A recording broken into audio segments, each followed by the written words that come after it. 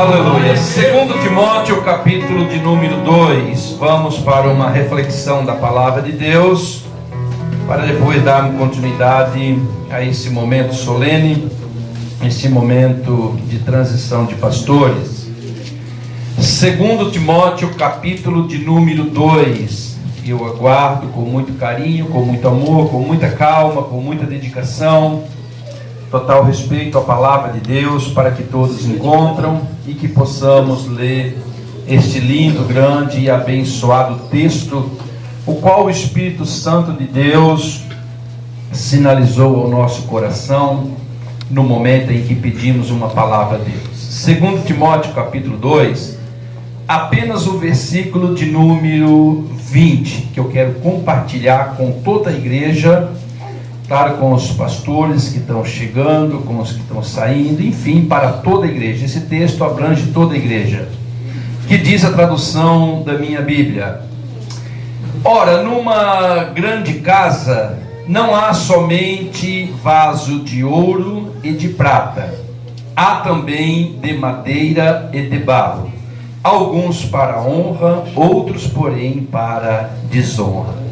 Feche a sua Bíblia, feche teus olhos também, curve a sua cabeça, abra teu coração e falamos com Deus. Pai, em nome de Jesus Cristo, perante a tua palavra, o temor e o amor que temos pela tua obra, Senhor, que o Senhor me use apenas como um canal de revelação da tua palavra, vindo do teu coração, para o coração da tua igreja, para o coração dos teus filhos. É o que eu te peço, e que o Senhor fale com cada um, não deixando nenhum dos teus filhos sair daqui, quem sabe da mesma forma que entrou, mas pelo poder da tua palavra, pensando de forma diferente, Senhor, tudo para o bom andamento da obra do Senhor. É o que nós pedimos, agradecemos em nome de Jesus Cristo. Amém, meu Deus, amém, Jesus. Meus irmãos, pode estar sentado. Nós queremos deixar aqui uma meditação da palavra de Deus, é claro, para toda a igreja, neste momento de transição de pastores. Meus queridos e amados irmãos, esse texto de Timóteo, capítulo 2, versículo 20, é um texto que nos ensina muito, e nós aprendemos muito com esse texto, por conta de algumas grandes realidades que o texto nos diz.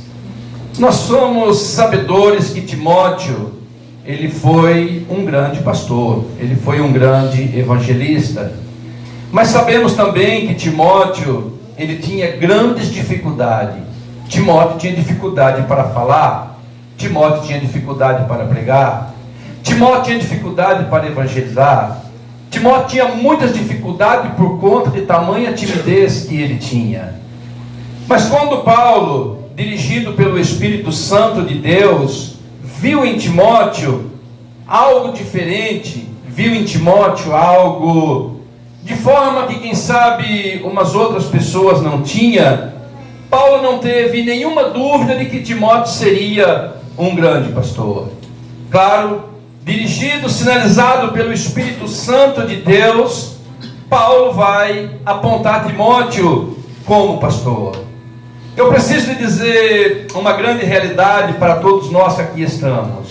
Quando Deus olha do céu e quando Deus aponta para alguém fazer a sua obra, Deus não está procurando se ele é tímido ou se não é tímido.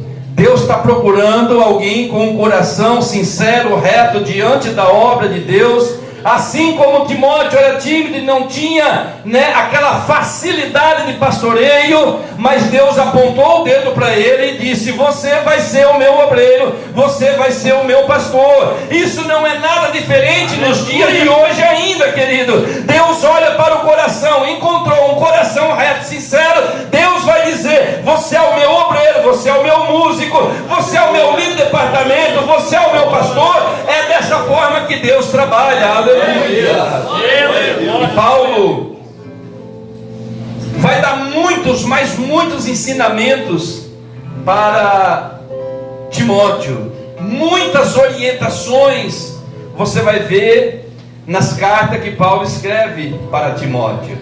Paulo orientando a Timóteo, trazendo a simbologia dos 4 vasos. E esses 4 vasos, eu quero pedir a você com bastante atenção. Você tem a oportunidade hoje, pelo poder da palavra de Deus, escolher qual vaso você quer ser. Você pode fazer uma escolha perante esse texto e dizer a Deus, dizer ao Espírito Santo de Deus, qual desses vasos você se identifica.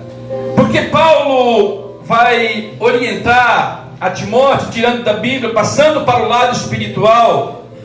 Paulo vai dizer para Timóteo: Timóteo, você vai pastorear, você vai ser líder de departamento, você tem um chamado de Deus na sua vida, e o rebanho ao qual você estiver arrebanhando, você vai prestar bastante atenção, porque no meio desse rebanho você vai encontrar o vaso de ouro, o vaso de prata, o vaso de madeira, mas você vai ter também o vaso de barro. Uns vão honrar a Deus, outros porém vão desonrar a Deus. Eu não quero entrar no texto e não quero entrar na mensagem daqueles que desonram a Deus, mas quero falar sim para aqueles que honram ao Senhor Jesus, que é o que você está fazendo hoje aqui, honrando a Deus. Porém Paulo vai dizer para ele: você tem lá no seu rebanho o vaso de ouro. E o vaso de ouro, ele tem muitas qualidades, mas não é fácil você trabalhar com o vaso de ouro. O vaso de ouro, ele não é com simplicidade, porque você vai ver que o ouro tem um alto teor de valor. Quem aqui pode ter um relógio de ouro? Quem sabe alguém tem, eu não posso. Que nem a minha aliança é de ouro. Tem alguns quilatezinhos de ouro ali, mas nem aliança eu posso ter de ouro, porque o ouro, ele tem muito valor. E você não trabalha com ouro com facilidade, porque você não vai encontrar o ouro em um qualquer lugar.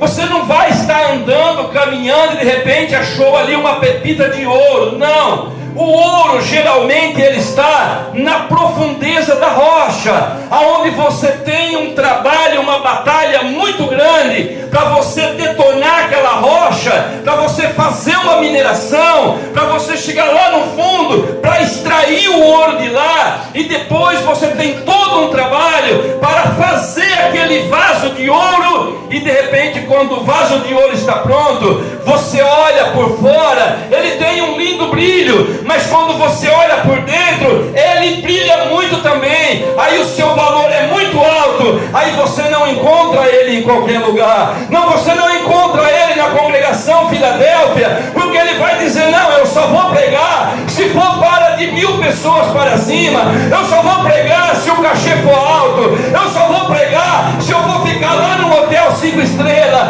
Este vaso não é fácil de você trabalhar com ele. Paulo estava dizendo: você vai ter lá no teu rebanho o vaso de ouro. Presta bem atenção, qual é o fim do vaso de ouro? Paulo continua dizendo: Timóteo, você vai ter também lá no rebanho o vaso de prata. O vaso de prata também, ele tem uma dificuldade para você trabalhar com ele.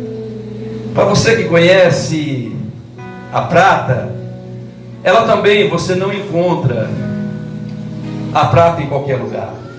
Você vai andando, você vai caminhando, e não é com simplicidade que você vai encontrar alguma coisa de prata.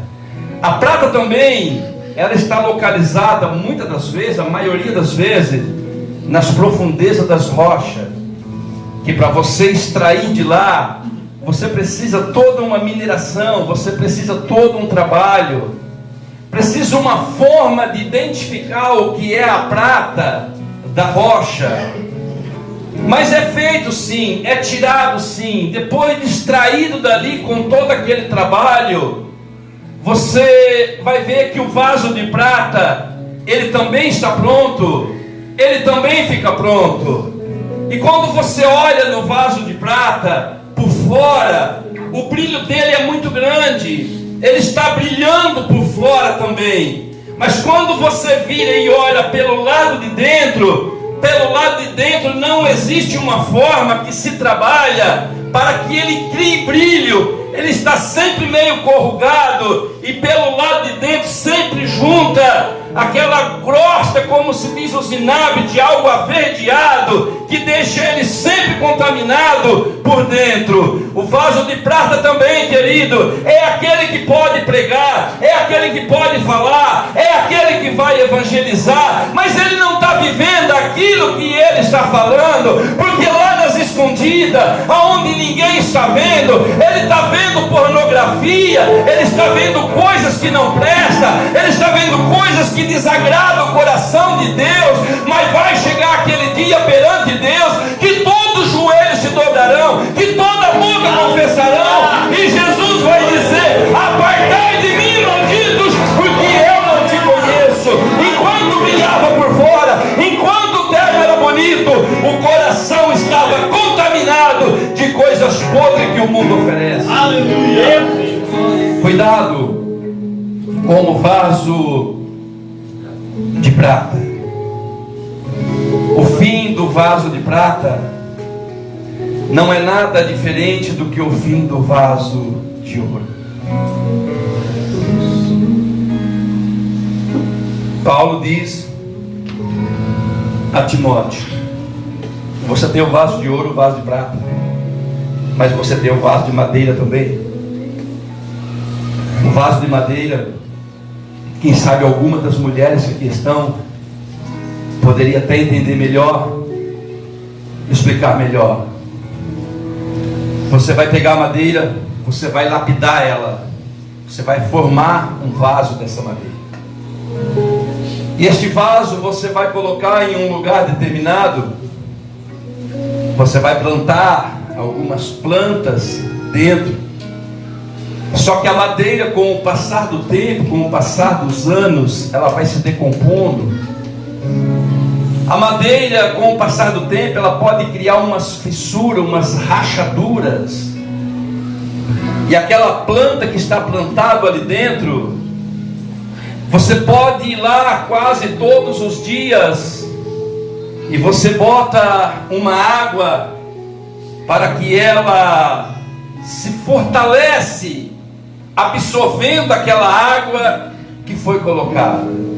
Mas aquelas rachaduras que tem ao redor, com o passar do tempo, a água que você coloca dentro daquele vaso vai acabar vazando por aquelas fissuras, vai acabar vazando por aquelas rachaduras.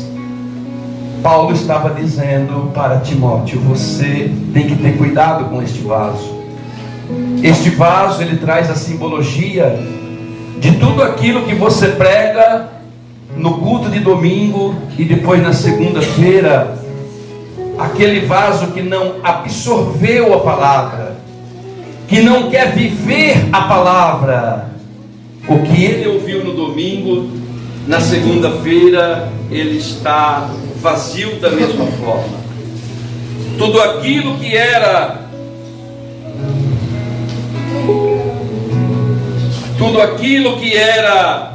para ele estar vivendo no seu dia a dia pela palavra de Deus, ele esquece de tudo aquilo que está escrito aqui neste livro, porque somos a geração da Bíblia.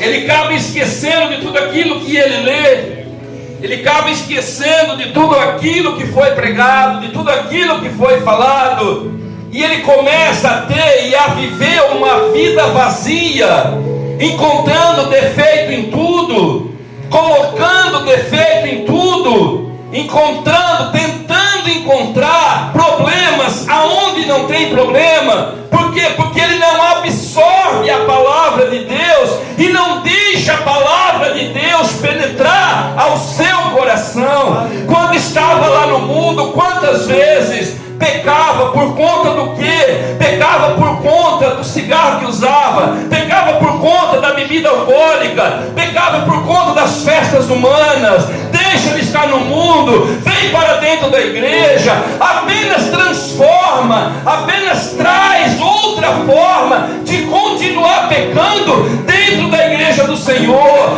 trazendo problema que não tem nada a ver com os parâmetros bíblicos, ou encontrando defeito aonde olha, deixando de viver a palavra de Deus, murmurando de tudo aquilo, quando a Bíblia diz que a murmuração é como o pecado de feitiçaria. Este é o vaso de madeira que nada ele absorve, mas eu vim pregar para uma natureza de vaso que veio aqui para adorar o nome do Senhor.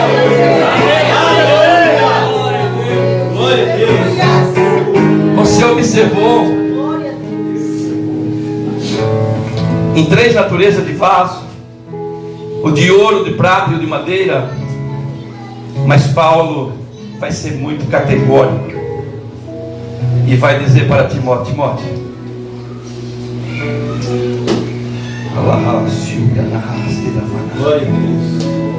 Timóteo, vem cá, eu preciso dizer para você que no rebanho você vai ter o vaso de barro. Glória a Deus. Aleluia. Eu gostaria tanto que, pelo poder da palavra de Deus, você se identificasse somente com o Espírito Santo e dissesse a Deus: desses 4 vasos, ouro, prata, madeira e barro, qual se identificaria com você? Porque o vaso de barro, ele é um vaso que ele não é do dia para a noite, que ele vai existir. Ele é um vaso que, se você estudar o perfil do vaso de barro, o barro, para fazer este vaso, primeiro ele vai ficar em um lugar parado, para que ele passe um processo naquele determinado lugar, sem que ninguém está vendo para ele, sem que ninguém olhe para ele. Mas lá na olaria, ele está em um lugar determinado, guardado ali.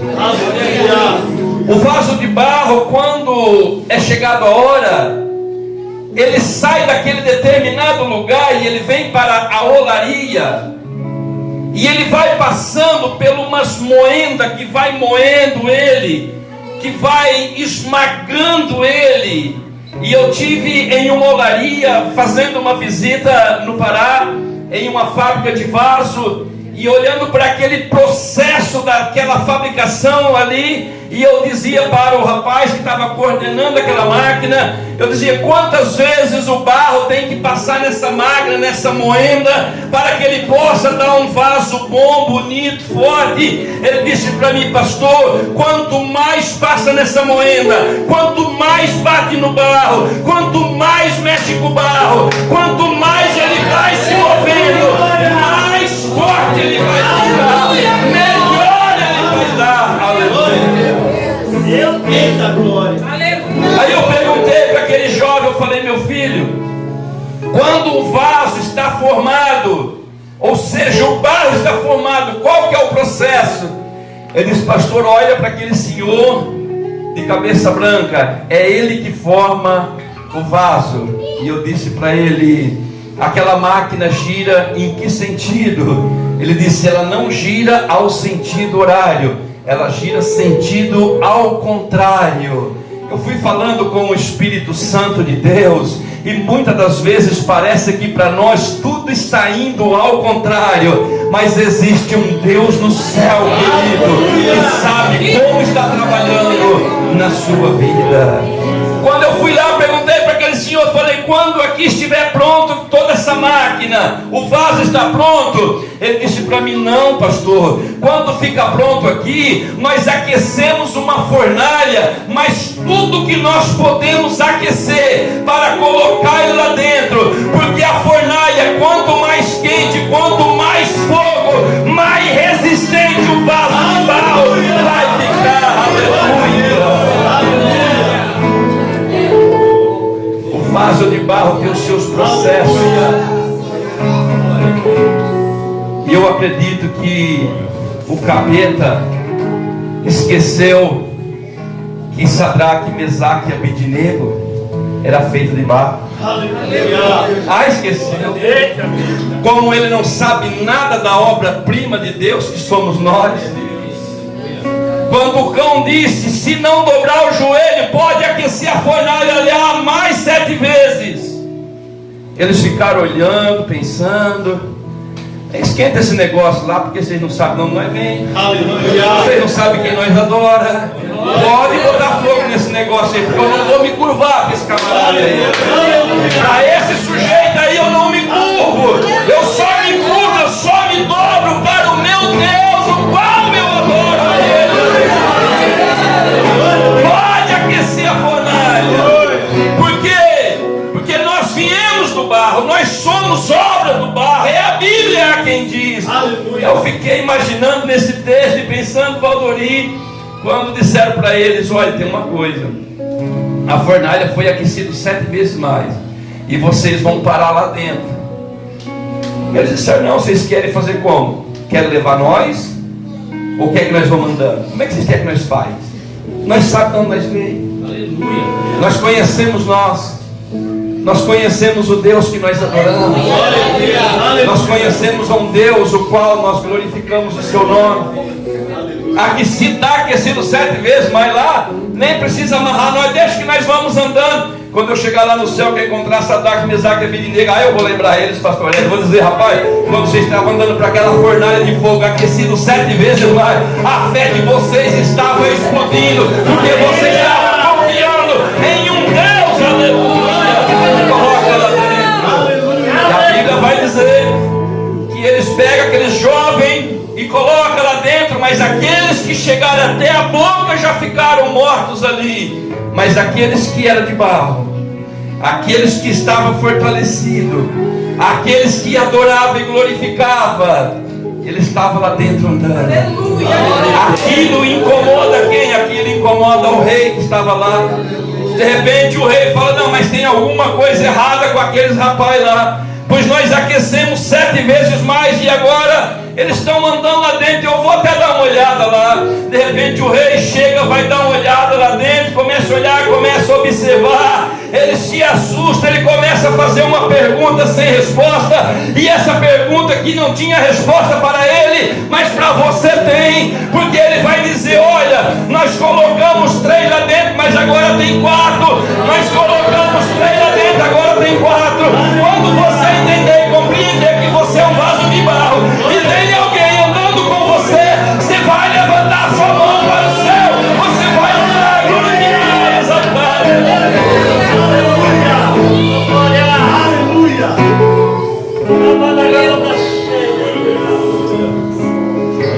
O rei Nabucodonosor vai dizer: eu não consigo entender isso daí.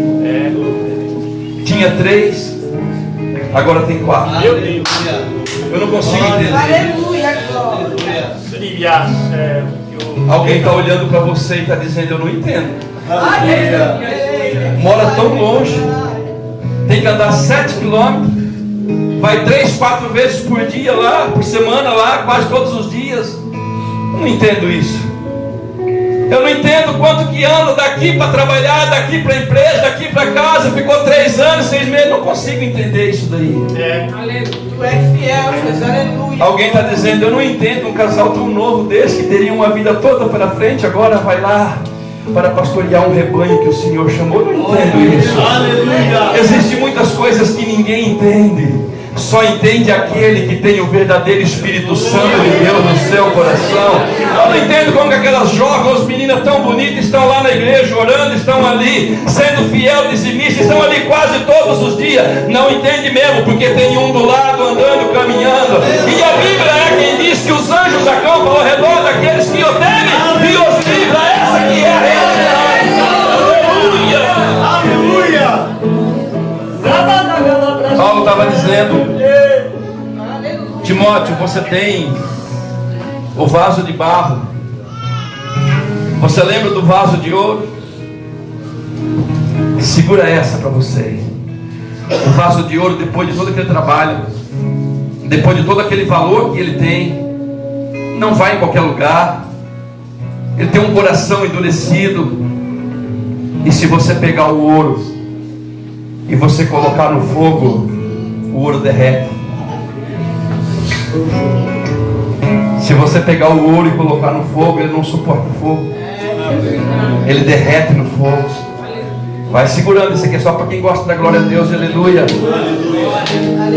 Se você pegar um vaso de prata, depois de todo aquele trabalho, depois de toda aquela luta para você fazer ele, depois de todo aquele trabalho que você teve, bota lá no fogo, ele derrete também. Ele não suporta fogo, ele não suporta caloria. O vaso de madeira que você lutou, batalhou tanto para você esculpir aquela madeira, e depois ele começou a se rachar, começou a se decompor ali. Se você botar fogo no vaso de madeira, ele se consome rapidamente. Aí eu faço uma pergunta para você: pega um vaso de barro e bota fogo nele para você também.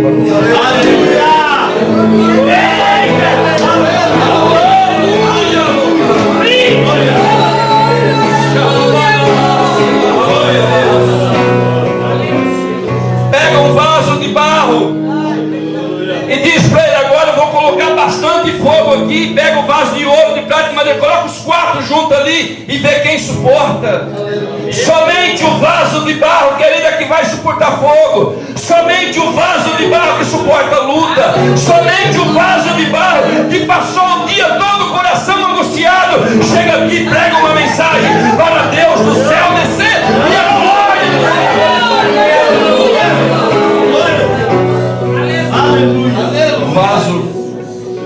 O vaso de barro, ele tem suas características.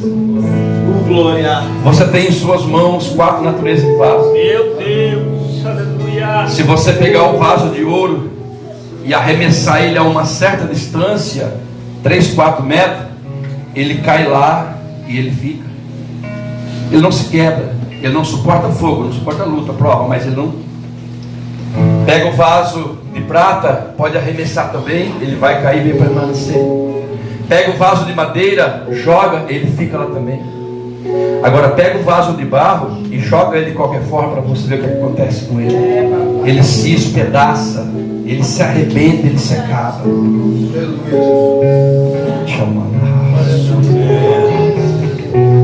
Sabe por que ele se quebra? Porque o vaso de madeira você não transporta ele com tanto carinho. O vaso de ouro, o vaso de prata, você não transporta ele com tanta facilidade.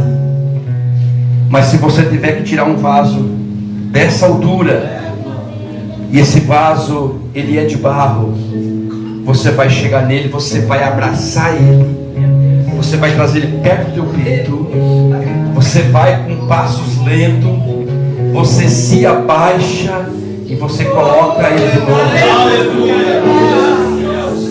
Sabe por quê? É porque tem um que te carrega. Você não anda com as suas próprias forças. Você não tem força física para andar. Você não tem força física. Você é dependente. Nós somos dependentes daquele que nos abraça.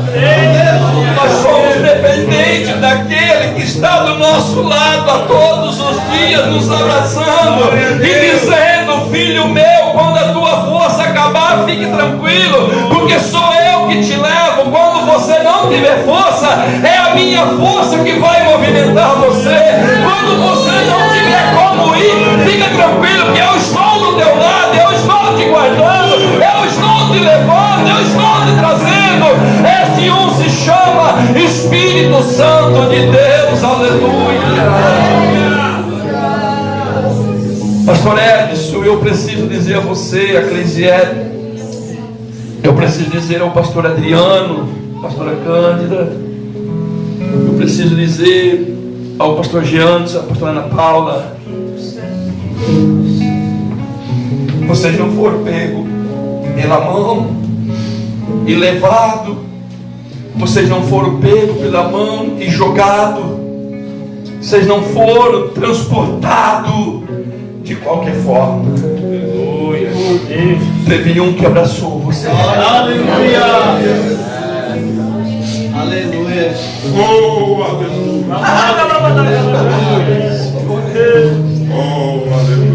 Você que chegou aqui da congregação Filadélfia, o pastor Luiz que está lá, você que aqui está, você não veio por coincidência. Deus não trabalha com coincidência, Deus trabalha com providência, ou providência do céu, para que você aqui estivesse. Você não veio sozinho, só com tua força. Teve alguém que chegou do teu lado, assim como caminhou do lado de Sadraque, Mesaque e Abednego, e o rei via que tinha uma luz. Alguém está vendo você, alguém está olhando para você, e tenho a certeza que tem alguém que te carrega, tem alguém que te leva. Este o chama-se Espírito Santo de Deus. Aleluia.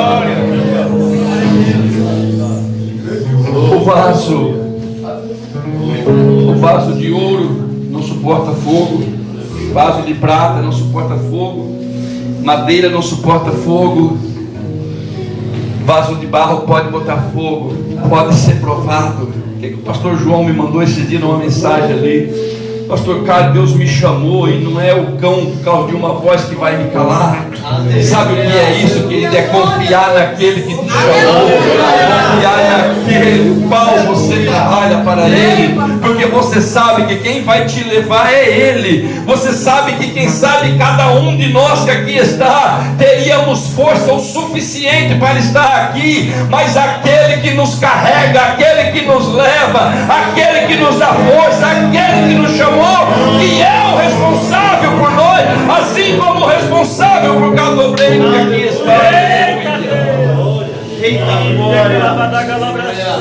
O vaso de barro, ele tem muitas características, mas eu quero caminhar aqui para nós encerrarmos pelo menos mais uma característica do vaso de barro.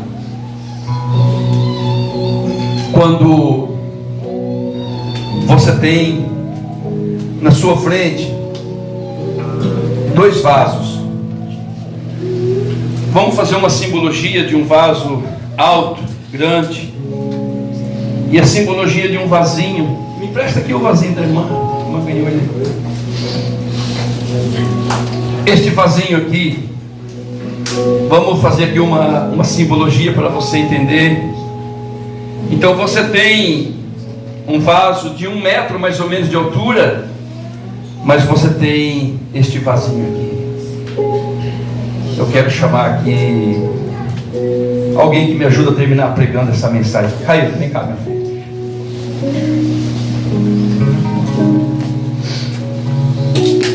Nós temos aqui, Raíl, um vaso grande, se destaca muito, ele é alto. E temos um pequenininho, quase ninguém está olhando para ele, quase ninguém está vendo isso. Mas nós precisamos agora levantar esses dois vasos e colocar em um lugar de destaque, um lugar alto. Na sua opinião, qual que era mais fácil? Nós pegar aquele vaso grande que está ali, pesado, e botar lá, ou o vasinho pequenininho e botar lá?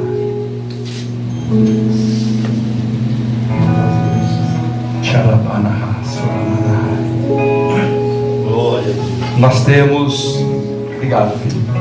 Nós temos aquele vaso grande, é muito pesado, e o vasinho pequenininho não tem peso nenhum, mas nós precisamos colocar eles num lugar de destaque. Aleluia. Eu te provo na Bíblia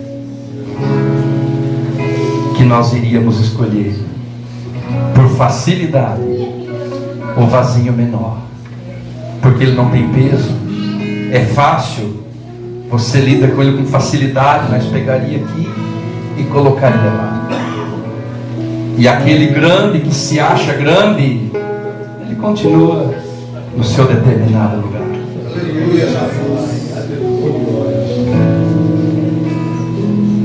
Te amamos. Aleluia. Isso é só para quem quer crescer na obra de Deus.